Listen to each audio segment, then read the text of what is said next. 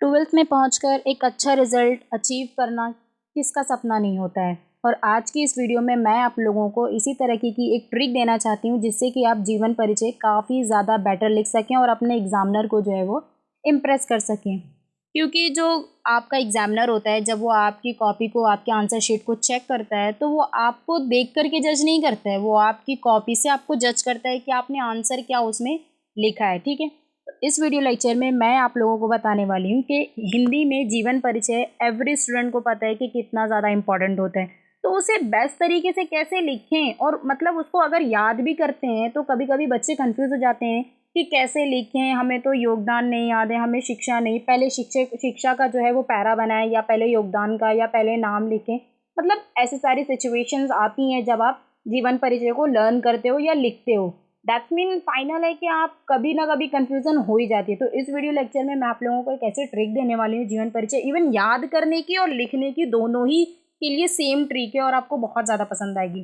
तो सबसे पहला पॉइंट आपको पता है क्या है, लर्न करना है। जब आप याद कर रहे हैं तो सबसे पहले आप जो है जन्म और तथा मृत्यु डेट एक साथ याद कर लीजिए। लेकिन लिखने में जो है मृत्यु डेट सबसे नीचे लिखी जाती है और जन्म डेट जो होती है वो सबसे पहले लिखी जाती है। तो आप साथ में याद कीजिए उसको पहला पॉइंट बना के।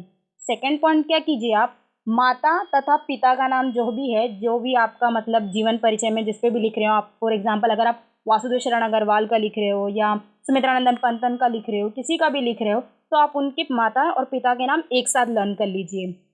थर्ड पॉइंट बनाइए शिक्षा। शिक्षा जो है, उनकी जो शिक्षा है उसको देख लीजिए कि उसकी शिक्षा क्या है और उनकी शिक्षा को जो है याद कर लीजिए। और फोर्थ पॉइंट में आप क्या याद कीजिए, योगदान, कि उन्होंने क्या क्या कारनामे किए, उन्होंने अपनी लाइफ में कैसे कैसे योगदान दिए हैं पूरी ज़िंदगी भर, उनको देख लीजिए। और अगर आपको मेरी वीडियोस पसंद आती हैं तो मेरे चैनल को लाइक सब्सक्राइब आपको करना है और मेरी नेक्स्ट वीडियो का ताकि आपको नोटिफिकेशन मिल जाए। और जो आपको पांचवा एंडिंग में करना है वो उनकी रचनाएं क्या है, वो रचनाएं याद कर लीजिए। इस तरह आप पांच पॉइंट जिस तरह मैं आपको दे रही हूँ इसी तरह याद कीजिए। और जब आप उन्हें लिखने के लिए जाते हैं स्कूल में या फिर आपके एग्जाम होते हैं या फिर आप बोर्ड में जाते हैं, तो जब लिखने के लिए जाते हैं ना, तो आपने जिस तरह याद किया है बस उसी तरह लिख दीजिए। सबसे पहले आप क्या कीजिए, जो भी कवि का है या जो भी जीवन परिचय पद्यांश में से दिए गए हैं आपको, उनकी सबसे पहले जन्म डेट लिखिए। बस आपको करना क्या है, मृत्यु डेट आपको सबसे नीचे लिखना है। फिर उसके बाद उनके माता पिता का नाम लिख दीजिए।